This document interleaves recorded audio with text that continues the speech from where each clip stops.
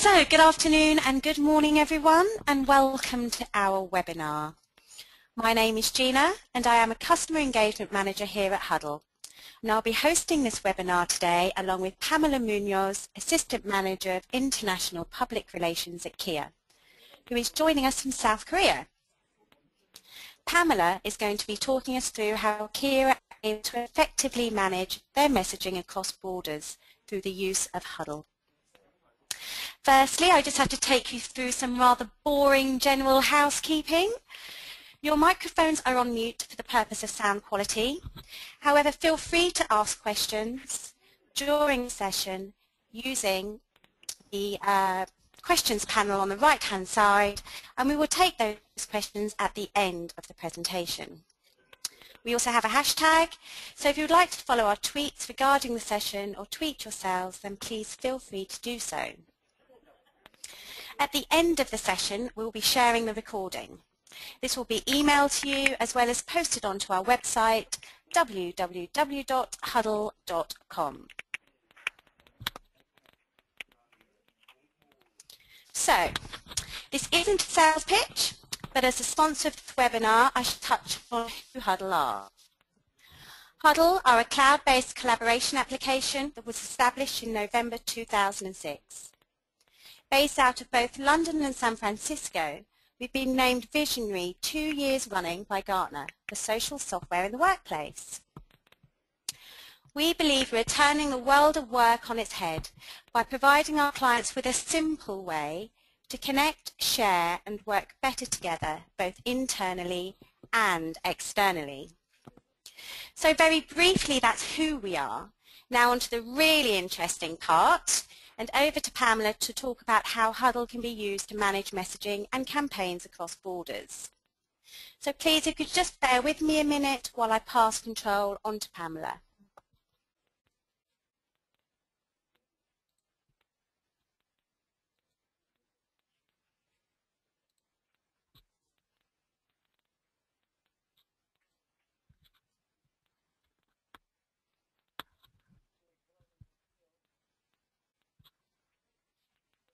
Good morning, everyone.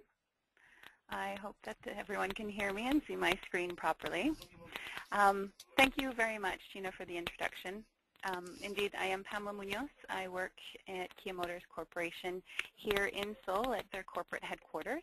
I've been here for about 3 years, and a little over 3 years now, and I'll give you a brief summary as to some of the work that we do here in trying to communicate our messages around the world.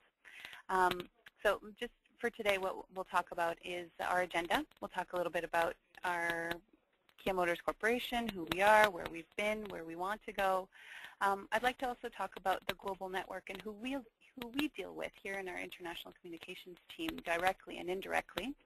I'll talk a little bit about some of our message consistency, and then I'll give you a quick example about our launch that we did earlier this year with the Sportage and some of the localization efforts, and another really quick summary in terms of relationships and how to handle them in terms of, and why that's important for message consistency. So as you can see here, the pixels are not, it's not very clear, but basically it's an understanding, just so you have an understanding as to who we are. Kia Motors has been around since 1944. We started off as a bicycle parts manufacturer by hand. And now we've grown into this multinational organization with overseas subsidiaries, with regional headquarters, regional offices, and distributors. We have about 4,000, a little over 4,000 dealers around the world. We have 20 sales subsidiaries. We have 5 regional headquarters and about 141 distributors. So what that means is that we have a lot of markets that we focus on and a lot of people that we have to communicate with. And so how do we do that? How do we get those messages across all of these borders and these lands and languages and customs for all of these people? As I mentioned before, we do have very humble beginnings. We started off as a bicycle parts manufacturer. We have a lot of firsts, though, in Korea. I think a lot of people misunderstand that Kia is actually the first automotive or the primary automotive company out of Korea. And we had a lot of firsts in this country.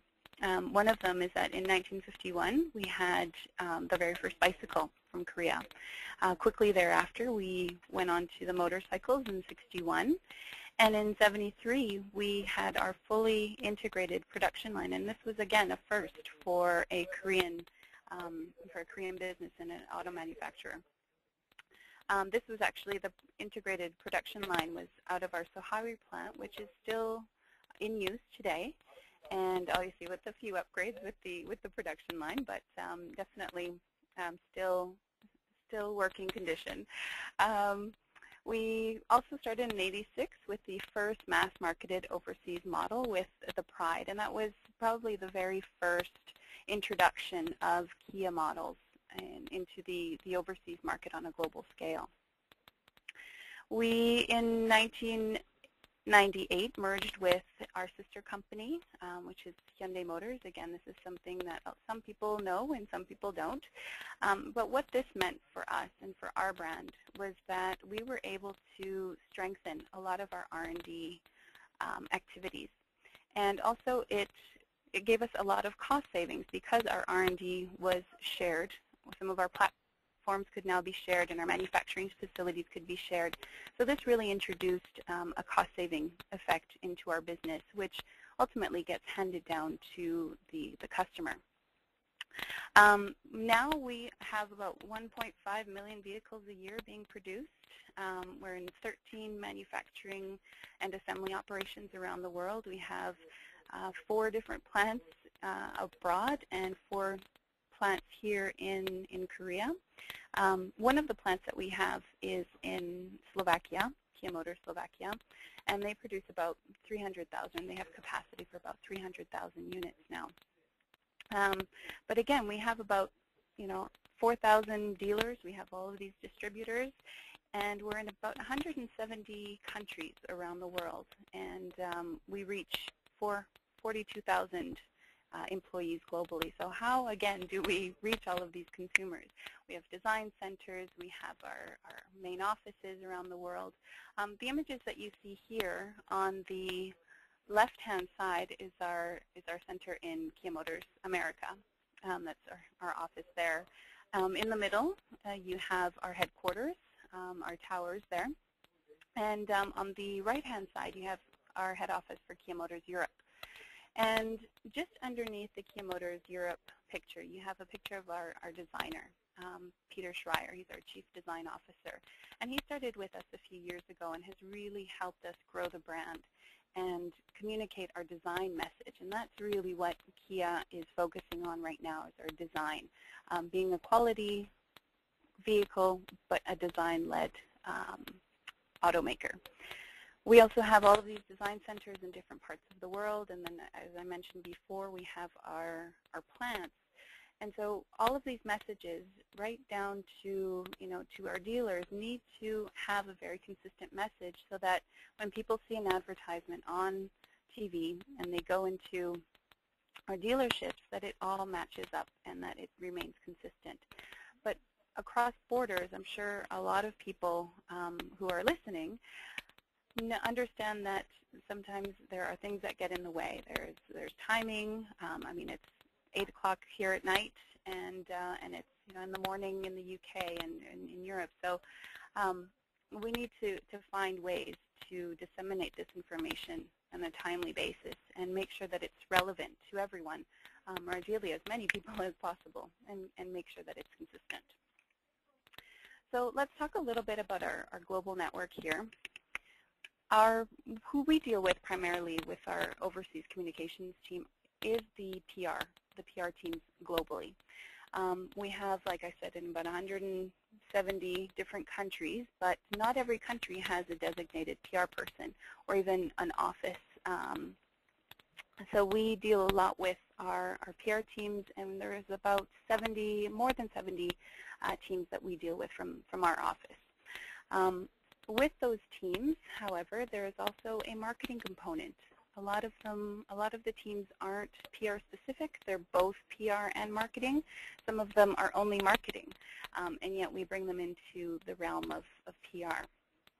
And then these agencies, or these people, I should say, work with agencies, external agencies, that help them with their local activities. So whether they're PR agencies or advertising agencies or news wires and things like that, those are the types of agencies that they work with. So again, it's going through the cycle and going through these people and making sure that our messages are consistent.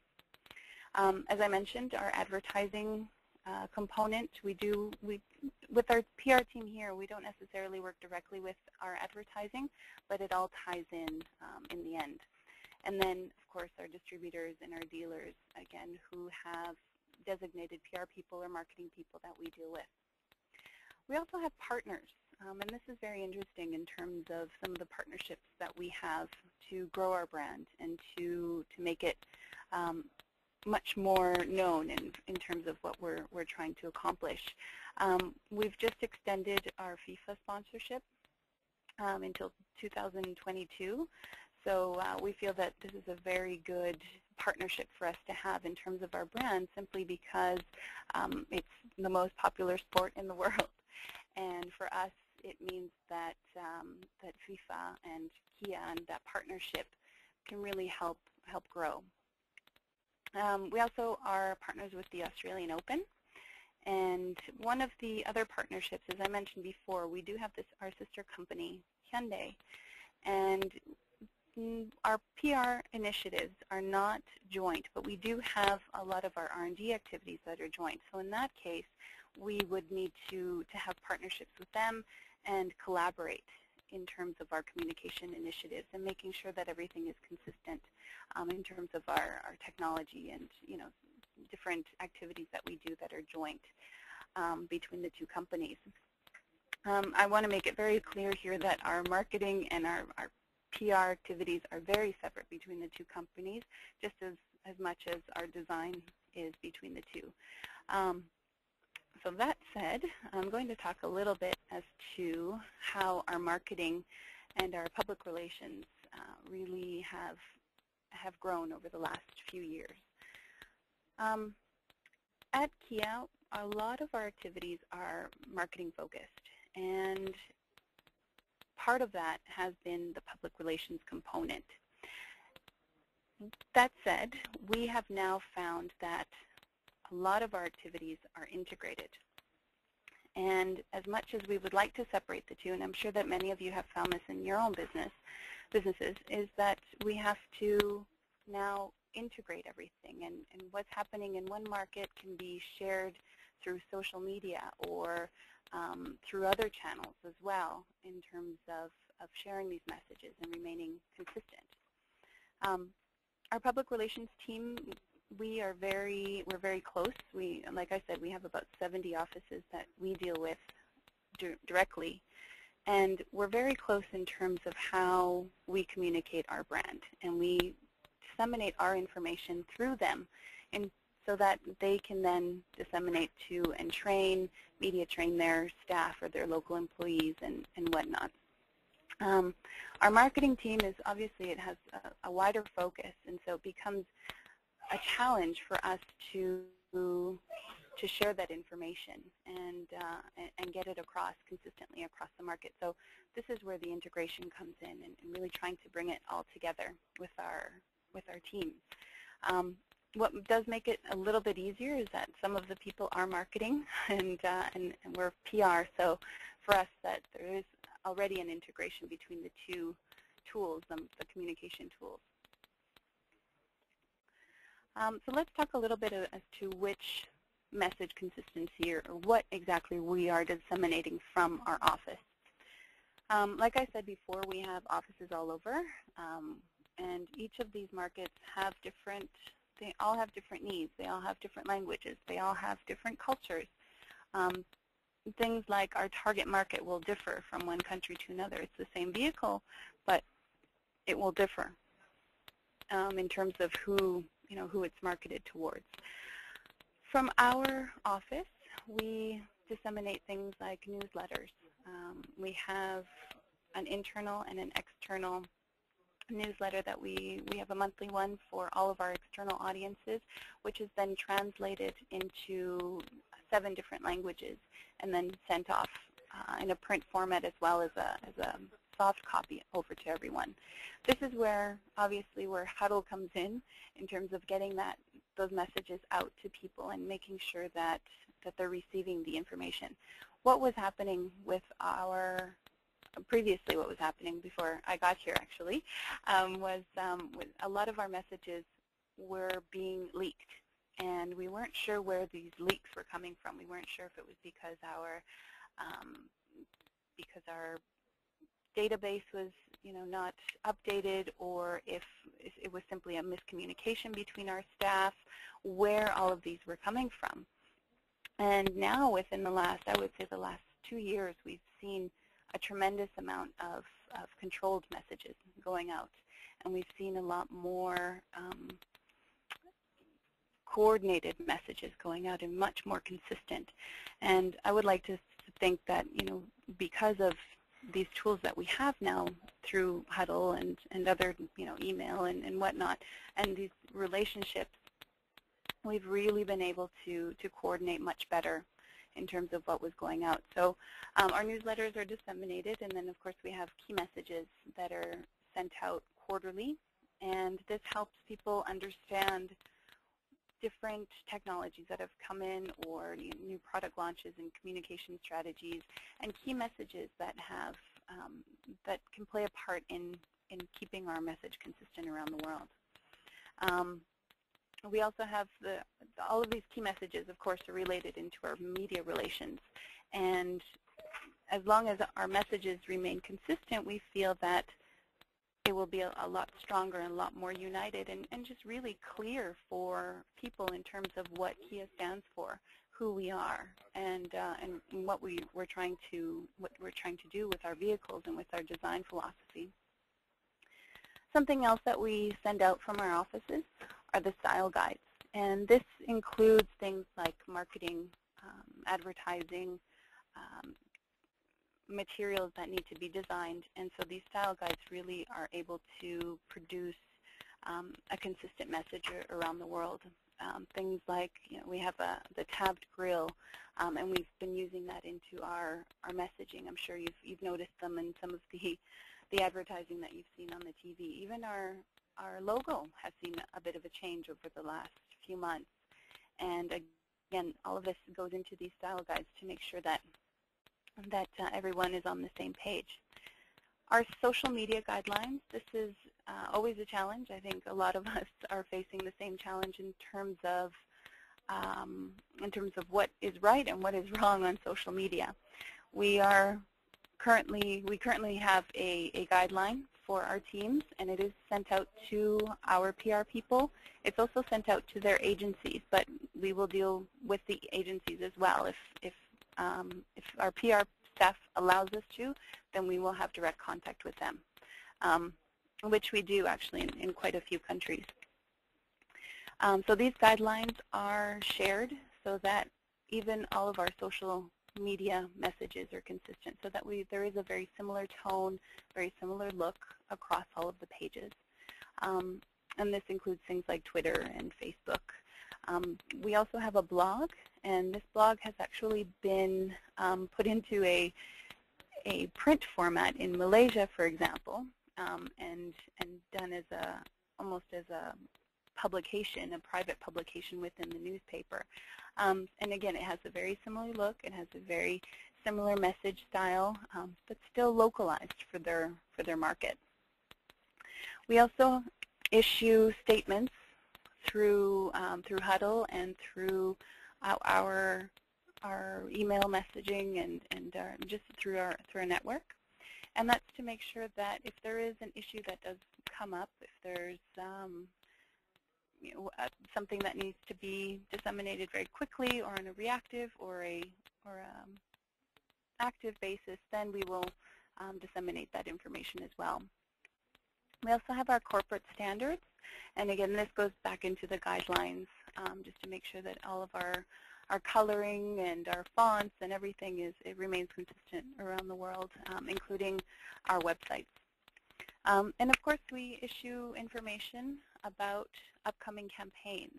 The best part, though, is that this is where our local staff is really important in terms of giving us the feedback as to what is going to work and what is not going to work for upcoming campaigns, especially in their regions. We can develop commercials, we can develop things here corporately and send it out, but a lot of the time we will receive the feedback in return and say this won't work here, this will work here. And it's really great that we can have that discussion and that dialogue so that in the future we're producing advertisements or materials that are much more relevant to the local markets. Oh, my slide isn't working here. Sorry about that.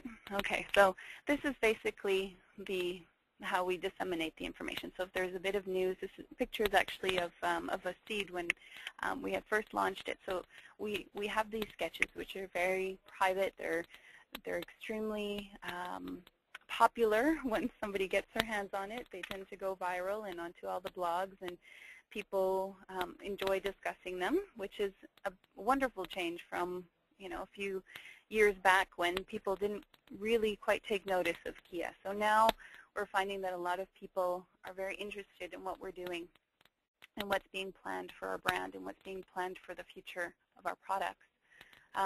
So we disseminate this information, and we are able to use, like I said, Huddle. We're able to use the different tools that are available to us. We also have an internal system that we're able to use. We have obviously email, and we have different file sharing programs that we can get this information out to people. But most importantly is that it needs to be secure, and it needs to be timely. I think those are the two really most important things for us. Timely because we have a lot of last-minute adjustments. We have things that change. We have feedback that comes in from one of the regions and really could change a full campaign. So we need to be able to get this information out and ensure that someone is not lost in the shuffle. So if there is a change, if there is an update, then we need to make sure that everybody has that information. And also make sure that they're able to localize the information. So that's why we do need extra time. And allowing that time gives them a chance to translate any material, to work with their agencies and get it localized. Because if we're trying to get some information out in terms of a coordinated campaign or a coordinated launch around the world, well, if one market's a few hours or even a day, that's happened in the past. They've been a day late. Well, they get a lot of calls from their media, and they're not entirely sure as to how to respond to that. And we don't want that for the brand. We want to look consistent and sleek and exactly how our cars are looking, exactly what our products are like. And so it's important to have that messaging come across. So like I said, we work with people from the press. So once they're able to localize everything, they can then go to the press. And this is one of the agencies that I mentioned that we work with, the Newsmark, and we get our video and our pictures and all our press material out to them so that they can download. And that can be used by our different offices as well. And then, of course, for our agencies and partners. So if we have this information that is being shared, well, how is it going to be disseminated to our target market? So, for example, we have, this was a recent picture that we sent out for our Optima. And a lot of our staff deal with their agencies, and so they need to be able to work with them and get the information to them on a timely basis, so that when we send the information or when we put it up on our corporate global website or our corporate and global Facebook page, then it comes out on within the same time frame. And then, of course, our global PR network, they need time to translate the material, make it more relevant to their market, and that takes time, and it takes energy, and it takes manpower to get all of those messages across. So for us to be able to send the information in a secure way ahead of time really helps our local teams. These are some examples of some of the local initiatives. Here we have some advertisements that have been in Argentina, and I think that was Belarus, the top one with the palm trees there. They're for test drives, they're for advertisements, they're invitations, and as you can see, they all have a very similar look to them. They're very young, they're very urban, and I think that this is all part of the communication messages and the way that we disseminate the information, that everyone does have a very good understanding as to what our focus is. You'll see also in the top green advertisement, that there is the warranty. In Argentina, for example, it's a 5-year warranty. Well, in Europe, it's a 7-year warranty. So these differences are all very local. So how are we making sure that these messages are coming across, both in our advertising across all of our staff and in our media campaigns as well, and our PR campaigns? The bottom picture was a test drive. So again, making sure that even down to our test drive events, our press events, are very reflective of our corporate brand and our corporate messages, and making sure that people are, that they have staff on hand that are knowledgeable and that they have the information to share with them. The worst part is to come to a launch or an information session and not having the information handy. We can't obviously all know everything, but we would certainly like to have the information that is needed at that particular time. And then this last picture is a local event here in Korea, and locally there's a lot of events that are done, and they're promoted through our in Korean language, and they're promoted through our domestic team, and these messages now get picked up. A lot of the time in the past, especially, anything in another language was not being picked up by other media. And now we're seeing that even our local events done in Korean by our Korean staff and our Korean artists or students or whatever it is that we're doing, they're being tweeted, they're being picked up in the media, and they're being blogged about. And so now it's really important for us to ensure that even our local domestic events, which have often operated very independently, can now be within the communication strategies of the entire organization. And this goes for all of our teams. So if we look at the global launch of the Sportage, I'm not sure how many of you have seen it or driven it even. We have this great new car, and we launched it earlier this year at the Geneva Motor Show, and for some reason it doesn't seem to be working. There it is. Okay. And so what we did was we tried to do a very long lead and do a pre-launch for it, and get people interested in getting the information, out to people, and still for it to be a teaser. So we did a few campaigns. We did a lot of our social media as well. We had some teaser photos. We had renderings that we sent out. And that's just for our press relations, our media relations campaigns. And then, of course, internally what we have to do is, well, we have to make sure that our dealers know the information. They need to know what car is coming. They need to know, they need to be trained.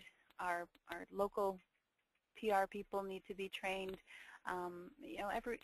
There's a lot of information coming down for just one vehicle, and you have to think that we've been launching a lot of vehicles lately. So it's we've had very offensive product introduction as of late, and for us to focus all of this onto one vehicle, it takes a tremendous amount of coordination. Because this isn't the only one that we've launched this year. We've launched the Optima just recently as well. We have a hybrid version. So I mean, all of this information comes down.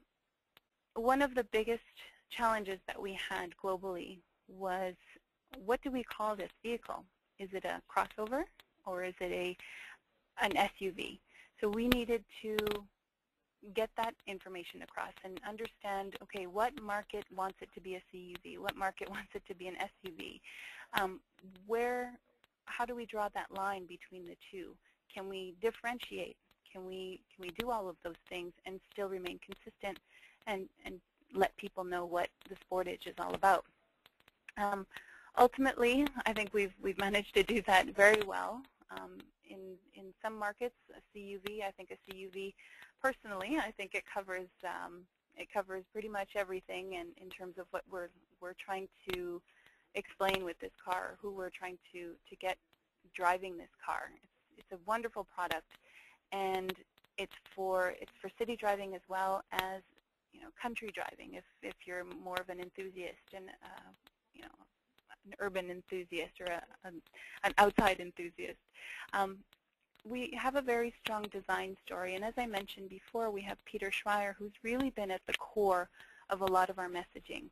He's designed this tab-nosed grill, or tiger nose grill, if you will, and that has been a big focus in terms of what we're sharing with people. For this particular car, we also had a lot of new technology that hadn't been introduced in some of our previous vehicles, and we had a new all-wheel drive system as well.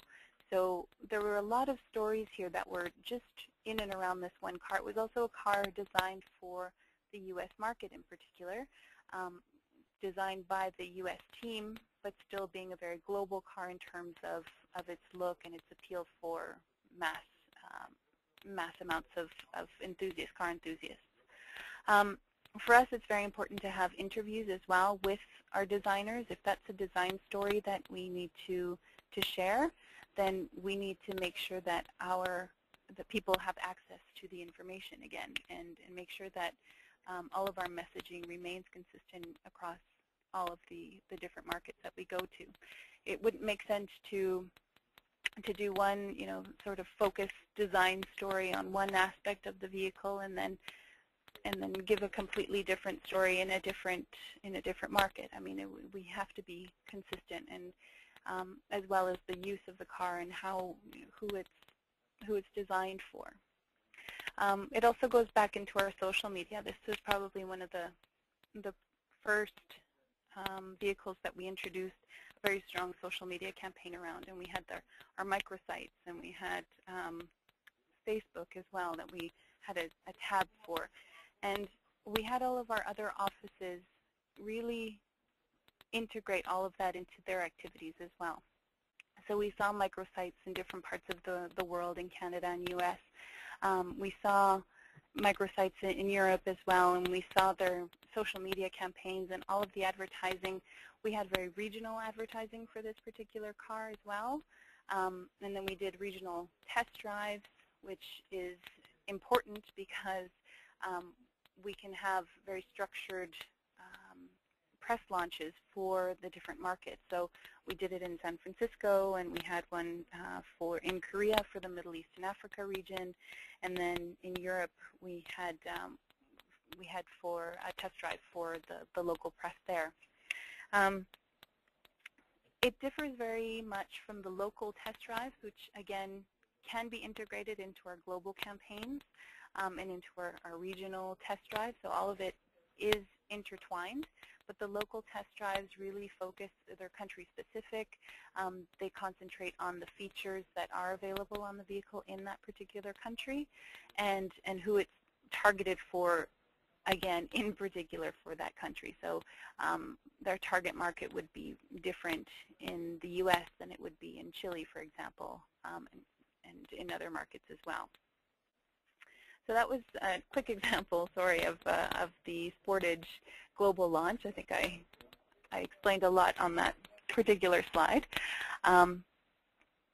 Here, what I was talking about in terms of globalization, for us it's about coordinating our messages and getting that across, even though everyone still wants to be very independent from the standard, let's say. I mean, I think that's part of our brand as well, is that we don't want to be just status quo. We want to be very different. So people still want that independence. Our teams are always looking for the information, but they want to make it theirs. but at the same time making it so that our look is very similar. One of the difficulties as well in terms of localization and remaining consistent is a language barrier.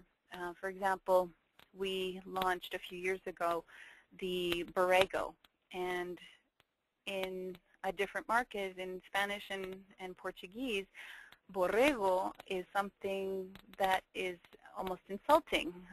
So we wouldn't want our car to be called that. But we got that feedback from our network, and we were able to get the same car with two different names because we had already decided on Borrego. For those markets where it would be offensive, we changed it into Mojave, which was another name that we were playing with. So we do have cars with global names like Sportage, but we also have cars in some of our vehicles with dual names, and that is just so that our localization initiatives can be better interpreted in those markets. Again, I think I've explained our target market. For example, the Soul, the Kia Soul, is very, for us, it's a very young vehicle. It's we promote it to be very young, friendly, and at the same time, in Latin America, usually it wouldn't be the younger people who would be driving it. It can't be targeted towards a younger audience, simply because they don't necessarily have the means to get a car at that price range. So for them in Latin America, they had to completely adapt the campaign and make it for an older target market. So that was a challenge there. But with the feedback, again, with the dialogue that we're able to open, we can get this feedback and improve for the next round of vehicles that we launch. Also having this dialogue and understanding what's happening locally, we can understand different trends that are emerging from the different countries and from the different regions. This is important as well because it helps us learn. And at Kia right now, what we're doing is, I think we have a very long history, but we're also learning as we go. And I think that, for me, makes it much more fun, makes it much more dynamic. And for us to be able to evolve very quickly is very important for the brand, and hopefully remaining consistent along the way. And again, my slide isn't working. Hang on. Okay. For me, the main reason that our branding has improved so dramatically over the past few years, I think, is because we have a very family focus at Kia. It probably goes into the Korean culture, but the family focus is really interesting in terms of a business. It's a huge conglomerate, it's a huge multinational organization, and yet I've heard many people talk about feeling like it's still a family business. And this is very important because it builds those relationships and it builds that trust amongst people. So internally, we also have a very strong reporting system. So I mentioned one of the tools that we use is an internal intranet site, and through this we can disseminate information much more freely and get the information out to people. But again, this is very targeted in terms of who the material goes to. It's usually also in Korean language, and so for us here on our team is to make sure that the information is in English and can be disseminated around the world. The partnerships that we have as well, they're very strong, and we have very good understanding with all of our team members, and we've been able to grow that. I think our corporate culture as well dictates how our messages are disseminated and how they're incorporated into the business. We're constantly learning in terms of what's needed in other markets, but we also have a very strong management in terms of making sure that what we say gets done. And it doesn't mean that it's top down necessarily, but it certainly means that we will do everything in our capability to make sure that things get done. And I think that speaks volumes as to how far the company has come in such a short amount of time. And that corporate culture dictates and helps us implement all of these activities. So that actually concludes my presentation. I think I wanted to end with the quick note in letting people know that at Kia we think globally. We're a very global company, but we incorporate a lot of our local initiatives into our products, into our communication strategies, and into our marketing campaigns. And so when we're disseminating all of this information, we really have a very global mindset, but we think locally and what our audiences need. If you have any questions, I'm more than happy to answer them. I think Gino is going to get online now and give me some questions that you all had. Absolutely, and thank you very, very much, Pamela. That was super helpful and super interesting. So now we're going to be answering some of the questions that have been sent over to us during that webinar. First question is for you, Pamela, of course. It says, can Pamela talk us through the campaign process from agreeing a campaign brief through to delivery? I think that might be a rather long answer, but over to you, Pamela. Absolutely. As I said before, the campaigns, they come from here at head office, and we have a lot of meetings between our different offices. So what happens is there's a fairly lengthy discussion between what will work and what won't work. We talk about as well media buying and things like that. So it's rather lengthy, but there is there's a very big dialogue, a very big discussion in terms of what will work. We do think of the campaigns here. We work with the different offices locally, so it's hard to explain exactly. I'm not sure what more I can share there, but the campaigns are being shared from here and then disseminated out towards our local markets. Brilliant, thank you. The second question is also for you, Pamela. How did you measure the success of the Sportage Facebook page? ROI, yeah. ROI is through social media is very difficult.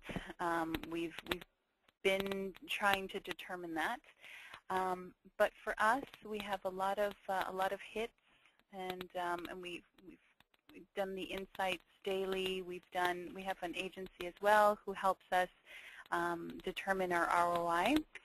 We also look at the integration aspect of things. So, for example, we try to measure how many hits or how many tweets and things like that are being integrated, and how many blogs and track back. So that for us is much more important than the numbers, because that means that people are interested, and it means that they're sharing the ideas and they're sharing the messages that are to people, as opposed to the actual numbers of hits or visits that we get to the site. For us, it's more of the engagement as opposed to that strict number. Okay, Pamela, I have a Huddle type related question for you, and that is, how has Huddle helped you with your messaging? I guess that's a very broad question, so again, over to you. Okay.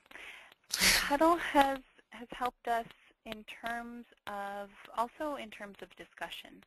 What was happening is that before, we would send things out by email, and we would get about 50 different emails back with different questions and with different points of view, and no discussion amongst themselves. So we could have multiple questions or comments from one region, but they wouldn't be able to see each other's messages, and so for them there was no contact, and that for us became very difficult. We have a very small team here, so for us to help them get the consistent messaging across, they needed to be able to speak to one another, and that's where Huddle came in very handy for us. It was also a security issue. We, like I said before, we were having a lot of leaks, and we weren't sure where they were coming from necessarily. So it was important for us to have a very secure database and a secure way of disseminating the information. So a lot less leaks have happened over since we've had Huddle. That's great to hear. What is Pamela's favourite Kia campaign? Which is a nice question. That is a great question. You know, I have to admit that I'm a big fan of the Drive Change campaign in Canada. I don't know if anybody out there has seen it, but it's very corporate social responsibility focused. It's helped families and communities, and I think it really embodies what we're trying to do. I think even just their tagline, their slogan, "Drive Change," is exactly what Kia stands for. Is that we're changing, and we're changing the way people look at our brand, and we're changing the way people can move. They can now get a little bit of everything for a much more competitive price, and they don't have to sacrifice anything. They don't have to sacrifice quality or design or performance. They can get it all with us. So I think that's probably my favorite. But I really do like the hamsters as well from the U.S. So I'm a bit of a sucker for that. Brilliant. So the third and final question, again, is for Pamela. I think I've got off pretty lightly in terms of questioning. Right, Pamela, has anything ever gone really wrong? I.e., have you delivered something that doesn't make sense for a certain culture? I know you touched upon a story in your presentation. I don't know if you want to elaborate on that or talk about something else. During my time here, of course I have to say no. I think we have a very good relationship with our partners. So if something does go out that wasn't supposed to, we deal very openly with them and let them know, okay, we messed up. This is not something that should have gone out. This is not something that should have been shared. And people respond very, very well to that. And I think, again, this is where Huddle comes in, and I keep pushing this, I'm sorry, but for us to have that discussion and to say, this was not right, or this should have changed, or it should have been adapted a little bit better. I'm trying to come up with another example, and I really can't. I think the only example was the Borrego and Mojave example. That was something that we had sent out, that that was going to be, we had the logo, we had everything going, and then all of a sudden we got into a big kerfuffle with our regional teams, and we had to quickly change. And so I really think that was probably the only, since my time here, that's been the only real difficulty. Okay, great. Thanks, Pamela. That was the last question. I just want to thank Pamela very, very much for participating in this webinar, and everyone else for joining in. We will be in touch shortly with a recording of the webinar, which you will also be able to access from our website. If you felt that you weren't able to ask the questions that you wanted to throughout the webinar, feel free to tweet us and we will get back to you. But once again, thank you all for your time, and I hope you enjoyed it. Thank you, everyone. Thank you.